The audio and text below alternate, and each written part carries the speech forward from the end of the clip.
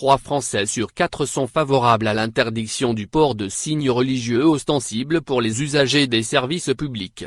C'est ce qu'il ressort d'une étude IFO pour le Journal du Dimanche. Ils sont aussi 78% à considérer que la laïcité est en danger en France. Les personnes interrogées sont également 73% à se dire pour l'interdiction du port de signes religieux ostensibles aux parents d'élèves accompagnant bénévolement les enfants lors d'une sortie scolaire.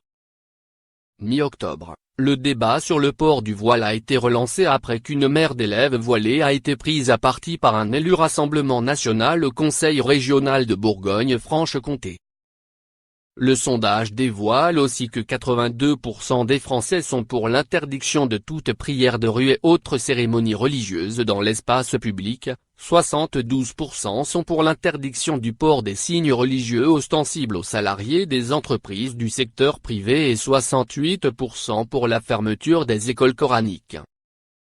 Enfin, ils sont 61% à vouloir l'autorisation dans les cantines scolaires des plats de substitution aux élèves ne souhaitant pas manger de la viande de porc. Dans un entretien diffusé sur RTL, Emmanuel Macron est revenu sur le sujet. À chaque fois, on dit, quand le pays s'embrase faut que le président parle de laïcité, parce qu'on confond les sujets. On ne me demande pas de parler de laïcité, on veut que je parle d'islam, affirme-t-il dans cet entretien enregistré lors de son vol retour de la Réunion vendredi. Accusé d'inertie ou de complaisance par l'opposition de droite, le chef de l'État promet toutefois des mesures dans les semaines qui suivent contre le communautarisme musulman. Le communautarisme, ça n'est pas le terrorisme, beaucoup de gens là aussi confondent. Mais c'est le fait que dans certains endroits de notre République il y a un séparatisme qui s'est installé, c'est-à-dire la volonté de ne plus vivre ensemble, de ne plus être dans la République, et au nom d'une religion, l'islam, en la dévoyant, a détaillé le chef de l'État, en appelant à renforcer l'action de l'État sur ce terrain.